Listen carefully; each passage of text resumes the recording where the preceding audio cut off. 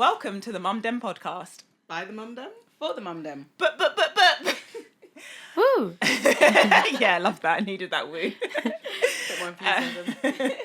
Hi, everyone. Welcome back to our podcast. It's so great to be back. I'm Amma. I'm Rachel. And I'm Kamilah. And today we have, please introduce yourself. My name is Sonia. I am a therapist and a mom of two. And I'm just really excited to be with you guys. Thank you for the honor of having me.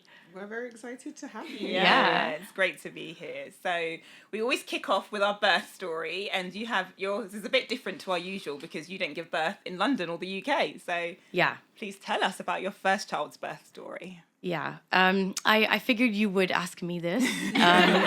And I actually was trying to prepare myself because, unfortunately, I don't want to start with a downer, but it was quite traumatic for me.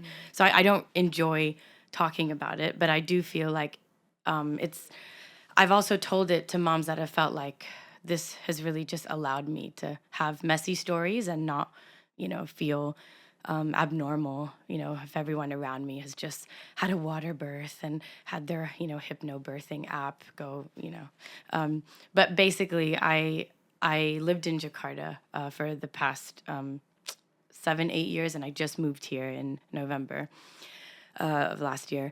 And the healthcare system is not, I guess, on par with countries surrounding Indonesia, like Singapore, and even Malaysia, actually, and definitely the UK. So I think I was a bit apprehensive, but a lot of my friends around me, had done it. So I just didn't think that it would be an issue. But I did know that in countries like Indonesia, Brazil, India, they really push for C-section for many factors that are quite controversial to talk about that I won't mention, but basically, like, I really want to know. Yeah. Tell us. Well, okay. Well, it's the doctors make more money when they can have an operation. Because it's a surgery. Yeah, and then also it's more convenient for them because they can plan it. Okay. Yeah, and a few other things, but those are the main. So I was told. It's understandable given the socioeconomic situation. Exactly. Yeah. Exactly. And it's healthcare is good healthcare is hard to find there, so exactly. So basically I knew that would be the case, but I tried to talk to my doctor about, just really wanting natural birth. And I was really excited. I got all the apps, just like with every other young mom going into their first delivery, like just really excited. Started off very normal. My water broke. TJ has like a sidecar business thing. So he was like fixing his cars, doing stuff. And I screamed and I was like, my water broke, and then he was like, oh my God. And then he just came in, we got straight to the hospital. And then I was in labor. Since then, I'd kind of counted down my contractions. And by the time it was like 9 p.m., it was 17 hours. So, I'd been at the hospital for like 3-4 hours. Remembered the whole, like, don't go to the hospital immediately, right? Like, relax at home because you don't want your whole experience to be in a room. So tried to follow all my mom bloggers' advice. And then basically they said at the hospital after the 17th hour that they were not equipped to handle, I guess, any sort of infection or inducing me if I were to go on too long. And 17 hours for your first birth you're just getting started. I mean, in the UK, I think they leave it up to like 60 or I don't know. It's a lot. But in Indonesia, people, again, like they're very like fearful. It's very fear driven as well. I think with this whole, I think they felt like we're not equipped to handle if there is an infection. So then I had to just choose. And I think by that time I was in pain. I was scared. And so, the doctor just advised me to go for a C-section. So I just got into the robe, went into the operating theater, and then they gave me the injection. And I did some research on this later, and my second was born in the UK with the NHS, and that was amazing. But I realized that I think something had gone wrong when they had given me the epidural or so it triggered something. But basically, Oliver, my son, came out like healthy, fine, thank God. But then after I was laid on the table for a few few hours, I was pushed back to my room and I started having this throbbing headache, like the kind of headache that it feels like someone is beating you with a hammer. Like it was like you can almost like hear the sound, the pounding, and usually that is a sign of high blood pressure. And my blood pressure was through the roof. So it turns out what that was, or what that looked like, was eclampsia, right? Like not pre-eclampsia. Obviously there's signs of that, like urine protein in the urine and stuff. Yeah. But this was eclampsia. So what happened was I kind of blacked out. And when I woke up, the doctors and nurses and TJ were just white with fear. And I had essentially had a seizure. And in Indonesia, the doctors, the nurses, I guess, are not as equipped as the nurses here. They're more just helpers for the doctor. But here, the nurses are very equipped to handle situations like that, But they didn't know what to do. They had to call the doctor. And as I was having the seizure, TJ was just on his knees praying, like just so fearful because there was no response from the staff. And then the worst thing was the heart monitor machine wasn't working. So it was flatlining as TJ was praying. So TJ actually thought that like I was dead for a period of time. And it just was so traumatic for him. So he actually endured quite a lot of trauma from this birth. But it has a very sweet ending. I was under magnesium for the first 24 hours, because that's like a post-seizure, I guess, medication. And I wasn't allowed to do anything. I was just in the ICU or whatever, recovering. And TJ was the first person to feed Oliver.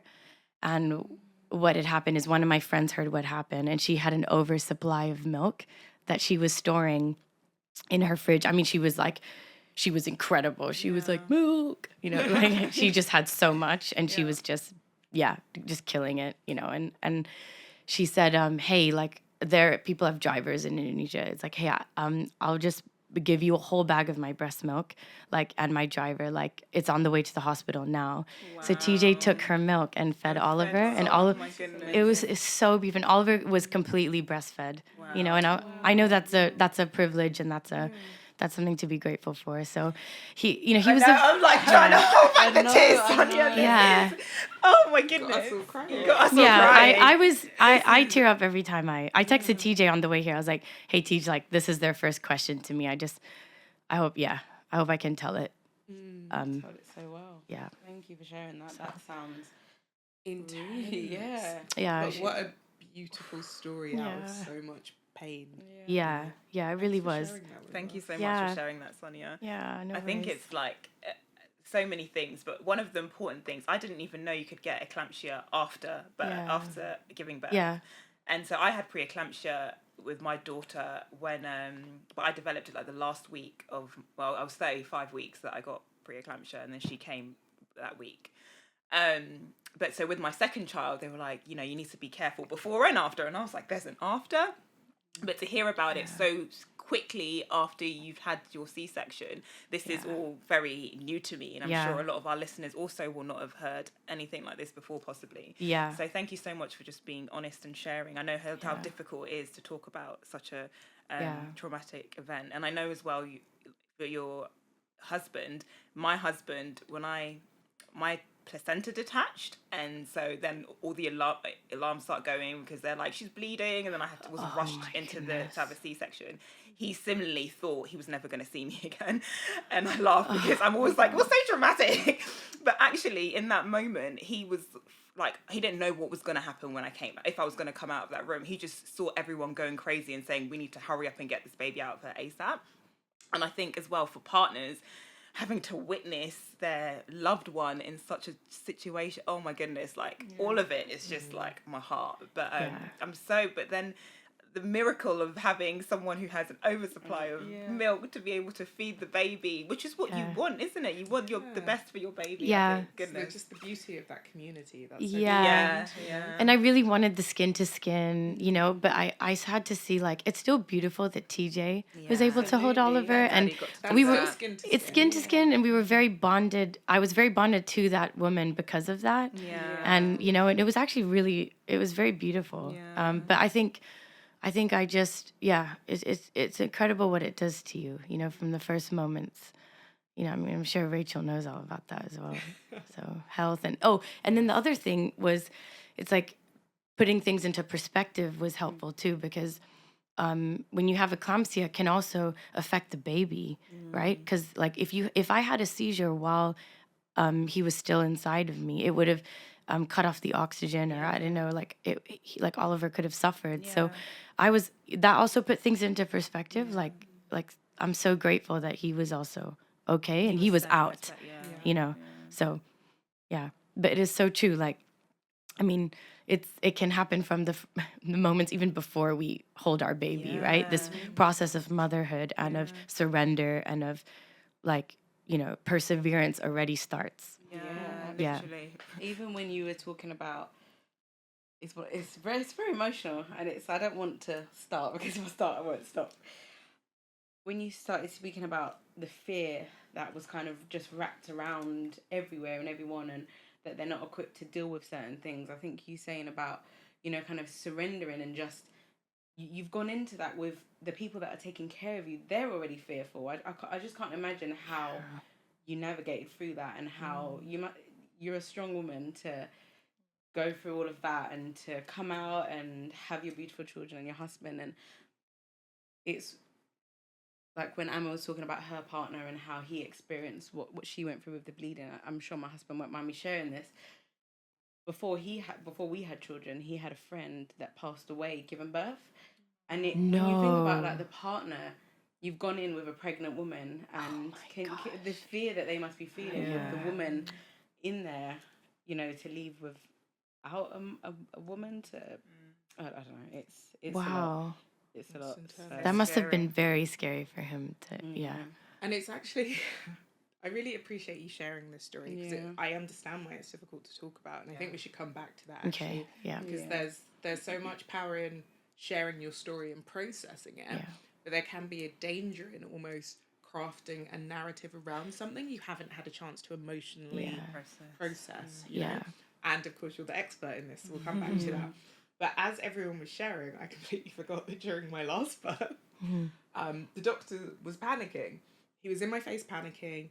I wanted to punch him, and let me tell you, I wanted to punch this doctor. You were there. I knew his name. I was there. Wow, no way. No way, that's so special. If I knew this doctor, he was so stressed out. And the irony was, we saw him when I was walking around trying to get things moving before the birth. It was not my consultant, but there were strikes, and my consultant wasn't there. And I saw him, and he had clearly just gone out for a smoke, because I could smell cigarette smoke, and he looked like so stressed. And I was like, these poor junior doctors having to run everything because the senior consultants are on strike. And then he ended up being my consultant. And so I delivered the first of the twins, and the second one wasn't coming out. My contractions had stopped, and he was yelling at me to push. Then I would push, and he would say, "Is there a contraction?" I'd say no, and he'd yell, "Why are you pushing?" He made me lie on my back. I was asking if I could breastfeed my first baby, because obviously that will start the contractions again. But I was in so much pain, I couldn't communicate that. So I was just like, "Can I feed my baby?" And he kept saying no, making me lie on my back. So for those listening who haven't yet given birth, when you breastfeed, it stimulates the release of certain hormones, like oxytocin, and that leads to contractions. So that's going to push your baby out if there's one still in there stuck. But he wouldn't let me. And again, laying on your back will slow everything down. You're going against gravity. And then he started saying, the other baby's not going to make it. And saying that I'm not going to make it. And he was just shouting about how me and the baby were going to die. You're kidding. And I had an eye mask. I put my eye mask on, and I was just like praying and like singing worship songs and like just muttering to myself, because I was like, I can't listen to this man. I can't imagine how you and Jack felt with this man just shouting about how... I said to one of the midwives, "Can you go?" Because she was with me, and I was holding the other baby. So sweet. I love newborn cuddles. So I was holding the first baby, the oldest baby. The baby before I did. I did. I know. I was like, love that. But I'm happy she had that skin to skin, because if Emma wasn't there, she would have just been in a thing. That's so important. And so the midwives were so calm, by the way. The midwives were chilled. They were trying to get Rachel to be calm, but then this doctor was just shouting. One of of the midwives was just looking like, she's trying, it's okay, wait for her to have the contraction. And so it was a wild situation. But yeah, it is really scary, isn't it? And then someone saying to you, I don't understand why there are so many doctors that, because I had a similar thing with when I was giving birth to my third, I think, because all of mine I had 3 C-sections and they were all over 50 hours labours. But the third one, I'm sure it was the third one or the second one, but kept saying things like, you're putting the baby's life at danger. They're not trained. To be fair. But it's the way that they're doing it. It's the shouting. It's like when you're saying about the fear. If I'm scared the shouting. and you seem scared, Unbelievable. I understand the worst thing is to then make the situation I'm going to more tense up. Nothing's going to happen. Yeah. If I don't feel like I'm in a safe environment, how am I going to progress? How am I going to dilate? Yeah. How am I going in to defense feel? of the doctors, though I completely agree with you, and I think the training needs to be improved. With most natural births, without medical intervention, it's midwife-led. So midwives have experienced, a wide range of births that have gone well. Wow. Doctors tend to be called in when there's a problem or when it needs to be a C-section. Absolutely. And that means their whole experience is either mum's dying, baby's dying, or successful C-sections because everyone's listened to them. And when people are listening to them, it's because they're saying, look, I've seen difficult things, and they must be carrying so much trauma as well. Yeah, I can't imagine. I have to say, though, I have experienced some midwives that have also been quite pushy and panicked. Really? But I do get it. It's an industry part of that human experience. I think it's certain people can do certain jobs. I don't think I could be in a role where I see people passing or I make those difficult decisions. It's quite intense. And it is, yeah. So after such a difficult birth, you had your beautiful little baby boy, and you were alive, your husband's alive, and your friend had given you that breast milk, so you were able to feed your son in the way that you chose, which is so important. Yeah. What are the things that helped you to process the story? It seems that even though it's difficult to tell it, you come across as though you have, done work to, just think about it and emotionally process. Yeah. So what's helped with that? And you mentioned TJ praying through it. Is that something that helped you? Yeah. And then what also helped me was actually, so Oliver, when he was 1, he had a seizure. So he had it's like the 20% of kids that when their fever is too high, right, they have seizures. So I was like, what is with our family and seizures, man? I was like, okay. I was like, I won't go there. But I remember like he was so like after like, a minute of just, I don't even remember how long it was, but I was like trying to just know what to do from the little that I read. We rushed him into the hospital, and even like, I think the fact that TJ was just in the complex very quickly, because I couldn't drive in Jakarta, so very quickly arrived, went to hospital. I think we were there in like 10 minutes. And in Jakarta, with the traffic being the worst in the world, that was also a miracle. So I think we felt like, okay, we're doing this. Like we're getting green lights, like we're getting him medical attention quickly. It was during the day, so our favorite pediatrician was available. TJ started singing hymns in the car as we were carrying Oliver, and he was kind of like just in and out of consciousness. And he was just trying to sing to him, like singing. I don't even remember what he sang actually, but he started singing, and I was like, this is really odd, but I think I should join in too. And we were just, and that calmed us. And then we were able to go and give him to the doctor that we really did trust, that was very, that just really cared for Ollie. And Ollie was quite a sickly child. So that was, But the reason why I think that helped me was it was almost like previously I had the seizure, and then, but this time I was outside looking in, and I was seeing, obviously I'm a spiritual person and I believe in the spiritual realm. So I saw God in the process, like helping Oliver, like all these things were like, what we were praying for and, available for his recovery. And I think that inadvertently like really healed me in a way. And it is a bit odd because, that was traumatic in a way, and that one trauma doesn't really heal another trauma. That's not, usually how it works. But I think that did give me perspective, and that did help. But on a daily basis, and what was, what really healed me on a deeper level was a lot of time to journal how I felt, and just kind of not avoiding it, because I think that's my nature, is to kind of be strong and just pretend that like it doesn't affect me as much as it will. Like in my therapy, I do schema therapy, and it's either fight, flight, or freeze, right? Which we all know. In schema therapy language, it's avoidant, surrenderer, or counterattacker. So you counterattack to make yourself feel like the feeling is not there. So I cope in a lot of those ways. Like I will counterattack. Like I feel this, but I feel fear, but I'm gonna show confidence and capability so that I feel like it doesn't exist. But obviously that's not how we work. I wish it was. But journaling was really important, and just not avoiding, like addressing those feelings, talking about it. And then also the second thing that really helped was not being surprised in other ways that it would come up when I would feel that trauma, is like welcoming it. Because sometimes when we are scared after a traumatic situation, we can feel fearful if our blood pressure if our heart rate starts to go up. We feel like we're getting a panic attack, and we feel like, oh my gosh, this situation is so triggering for me. Like, what am I supposed to do? Actually welcoming that, like that's part of the healing, and talking through that, and not kind of being like, what's wrong with me? Why is my body reacting to this way?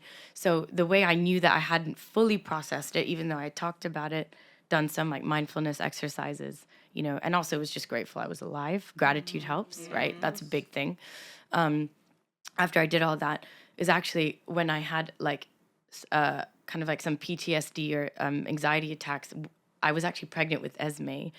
And then I just felt this surge of anxiety. I was like, I'm going to die when I give birth. I was like, I'm going to die. I'm not going to make it. Like, my body can't handle births. Like, I was having all this negative thought. So actually just not being surprised when stuff like that happens, and then getting help, because trauma is, it's not like A, B, C, and I solve trauma, right? It's not 1 + 1 = 2. Like, there's different steps, and you have to be patient with yourself, but don't avoid it.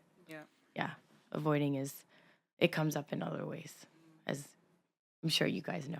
I really like what you said about not being surprised when things come up, because even as a mum, sometimes you can just suddenly get this overwhelming feeling of, I'm not a good mum, I'm not making the right decision. But I think no matter how good of a mum you are, no matter how many parenting certificates you've done, how many kids you've had, how many babies you've delivered, I think you should never be surprised that some days you will doubt yourself, some days you will feel rubbish, some days you will feel overwhelmed. I think that's... and to welcome those, to just accept those feelings is so powerful.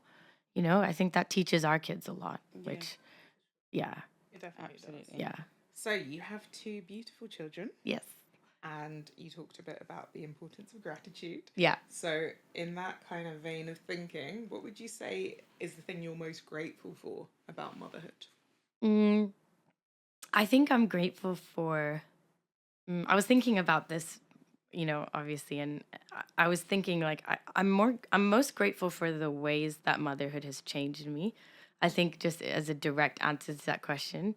So because I am very ambitious, self-motivated, I have very high unrelenting standards, I'm very self-critical, I am therefore very grateful that motherhood teaches me how to slow down and embrace the slow moments, because that has really helped me to understand mindfulness, like without the phone, purposely, when I'm like, wait, I need it, but like those moments where you're battling with yourself and being like, wait, but what are my values? What's most important here?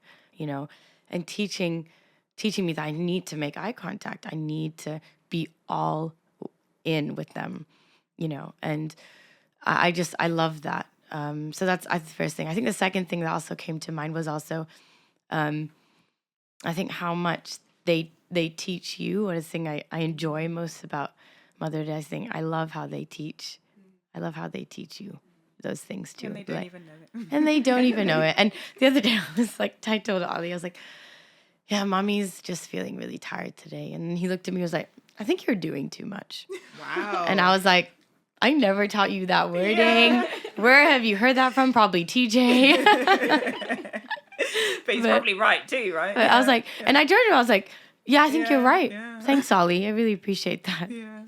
And they call you out as well, don't they? Oh, If you- 100%. If you say, no, you're not doing that, and then they see you letting the other child do it, or if you say, my children, my oldest, my 8-year-old is just, nothing gets by her. Oh, it's She will amazing. call me out on everything. And it's true, it does make you more, like, you know what, I said that, I need to stick to my word. Or I've said you can't do that, Yeah. and now you want to know why, I need to give you a reason. Yeah. Sort of thing. Yep. Yeah. It's almost like we were on this earth, we were made to be authentic and made to pursue connection. And so when we are inauthentic and don't pursue connection, like breakdown happens with our kids. Yeah. It's so And true. it's even obvious to our Yeah. kids. It's obvious to our It's so kids. obvious, yeah. And kids are there to kind of keep us accountable for that in a way. Exactly. You know? Yeah. It's summer holidays at the moment, and I think I've learned this so much that my daughter wants my attention, so she'll be talking to me and I'm like, I quickly need to review this video and like I'm like, give me 2 minutes. Exactly. But she's like, no, I'm talking to you, like you need to be here with me right here right now. And I'm like, okay, I need to find another time to do this with me. But she's really forcing me to slow down and to just go in her pace and just to see the world in her eyes. So and I like, at the moment I'm on maternity leave, so I don't have to be rushed. I don't have to have a strict schedule for anything. I can kind of do things on my own time, so it's really nice. So I'm just trying to embrace that, which is really hard for me, really hard for me. So hard. But I'm really trying to force myself to just so that I can spend also just this quality time. I don't know if I'll get another full summer with her, or my son either. So exactly, I'm trying to really soak that in. So I really like that. Yeah, same. I think, it's hard. I mean, when people kind of are like, oh gosh, the summer holidays, I think I felt a bit guilty for feeling that way as well, a little bit. But then I was like, okay, but how can I also, like, how can my schedule adjust so that I can also be healthy emotionally going into this period? Because, like, I don't even feel guilty for feeling that way, but let's make some adjustments here, right? Because it's needed. Yeah, for sure. Like, I've also scheduled me time. Yeah. Because you so, need to. so That's important. something that is coming up a lot when we're having these conversations about prioritizing ourselves, about making sure that we're okay, because by prioritizing yourself, you are... I saved this analogy, actually. So I've just recently been to Norway with my best friend, Christina, big her up. And one thing we were talking about, and she brought up this analogy, which I was like, I need to save that for the podcast, about the idea of putting your oxygen mask on first. Beautiful. It's something so difficult to do. Like, if you imagine on a plane, I'm putting my children's oxygen mask on first. Like, I don't care. But I understand why they say you need to put yours on first. Because if you're not okay, how can you help anyone else? Yeah. So it's about prioritizing that time for yourself, because by putting yourself first in those moments, you are putting your children first, because then you're okay. For sure. But So true. you have Great lived illustration. in Indonesia. You've lived in the UK, so you've probably met some amazing mums, people. Of all the people and all the advice you've been given, what would you say is the best bit of mothering advice you've been given? Yeah. Good question.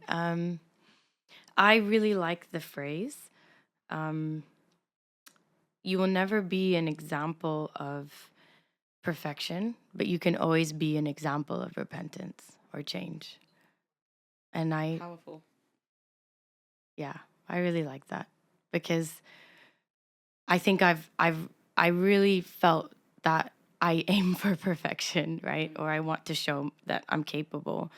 But sometimes that can decrease I think that doesn't allow us to welcome our weaknesses. And when we welcome our weaknesses, we're allowed to, work through them, have maybe a hard time admitting that we have them, but then having the grace and I guess peace to say that, but I can change. I'm not stuck. I think so many women feel stuck. So many people feel like they feel hopeless, right? That's why they come to therapy. They're like, what should I do? But we're not stuck.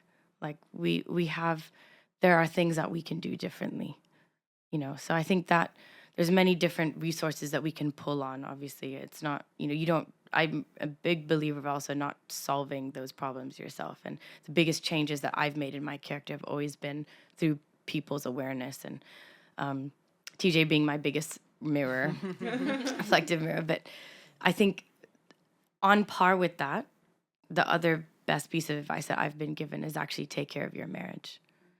Yeah. I think taking care of our marriage has to also do with taking care of ourselves too, because you also can't take care of your marriage if you don't take care of yourself. So it definitely does start with that. But the best parenting advice I've been given is take care of your marriage, because I think it overflows. And I think absolutely. I think people try to, see that, okay, I need to be healthy for my kids. But actually, when we can just work on being healthy with our spouse, we will be healthy for our kids, because it's the same triggers, stress. So what would you say for? Sorry, I know we can talk for centuries. I know, there's such great questions. I love that. I think it's very important. But for single parents out there, would you say it's just about having a connection with someone? So like a positive relationship that your children can see? Because there are probably women listening to this. Yeah, absolutely. I don't have a husband. I don't have a boyfriend, or I'm doing this on my own. So would you say maybe definitely. just having a positive relationship with someone that they can see, so that your children can see and kind of be a part of? Yeah, I would say that too, because one of my best friends is also a single mom, and she does that. Like we, and we've got like a little kind of friendship group, and she does that for her kids, and her kids see that, and she's very good with kind of selecting the kinds of values that she wants to instill in her children. And so she purposely, it's not just ad hoc, like, I'm just going to go see whoever, and whoever I click with, that's who they'll be exposed to. But she's very intentional with the kinds of values that, she wants her kids to have. And she surrounds herself with that, which is really wonderful. Yeah, that's important. Really beautiful. Thank you for that. So you've kind of explained about how you're in the field of psychology and you're a therapist, but you've also worked as a minister, and you're currently a minister in the ministry as well. So what's it like for mothers and the Mum Dem in your fields? Yeah, it's managing a lot of triggers, I think. I think I've chosen a career where I get triggered a lot. Hearing a lot of people's issues all the time. Yeah. Literally. It's like, sometimes I'm like, why did I choose this again? But then I also... You're empathetic. Yeah. I'm like, because it is, it's true. Like, you do have to choose something that aligns with your gifts, right? Because that's where you will feel the most purposeful, and you will feel like when I'm using my gifts, when I'm using my strengths, I feel excited about my life as well, right? And so, but you've been very immersed in psychology. I mean, I hope it's okay to mention your parents are Schema Therapists too, and they actually wrote one of my all-time favorite parenting books, Good Enough Parenting. I'm always recommending that because it's so freeing. It gets you away from this idea that you have to be perfect and you're going to mess up your kids. And it's like, you will, but you just have to be a good enough mother, have a strong enough father, have a strong enough attachment that they feel loved and contained, and they can figure it out and work out their own schemas as they grow. Which is such good advice. It's so freeing. You just need to be good enough, and there's so many parents that worry about school or like, will they have the best XYZ, but actually the connection that you have with them is the best, So anyways, but yeah, I think for me, I think because I'm empathetic, or at least I think in my marriage I've had to actually grow in being empathetic. So I won't like say that I'm the most empathetic person, but I think definitely like with working with women and with my clients or in marriages, I definitely do feel a lot when people have pain, and I'm in a helping profession. So I think when you are in a helping profession, self-care is really important. So I didn't realize how seriously I had to take my self-care until I had my second kid. Because the first kid, I was like, it's 2 versus 1. Yeah. Like, we got this. But then when Esme was born, that's when a lot of my like issues in marriage started coming up. And I was like, okay, I had to work through a lot of my own like struggle with like working, being a mom of 2, and how many hours should I put in, and like what's right, what's unhealthy, what's healthy, and so so I think there's this book actually that really helped me. It's called Being There by Erica Komisar. She just talks about she was a working mom herself, but she talked about decreasing her hours so that she could be there for her kids between the ages of 0 to 3.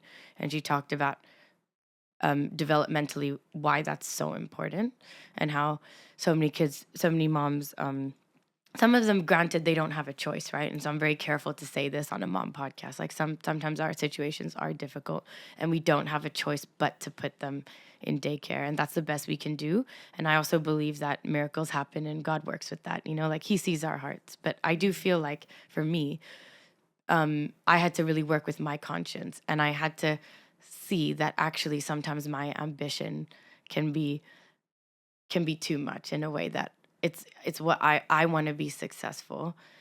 And that's like meeting a need or an insecurity that I've had, and how it's so important to, as I'm in the helping profession, that I really manage my own, like I guess my own work mom life balance thing. And so it's been a journey.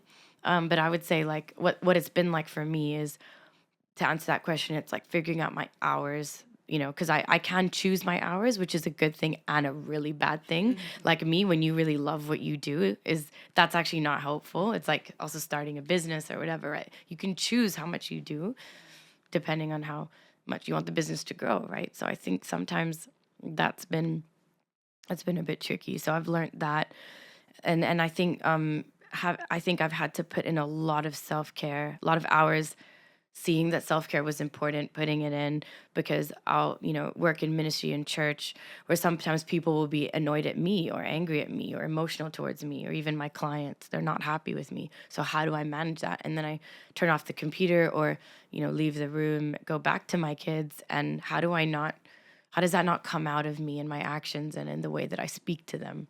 Yeah. So it's been great having a career where I can choose my hours, but it's not like okay, now I can just leave this at the door.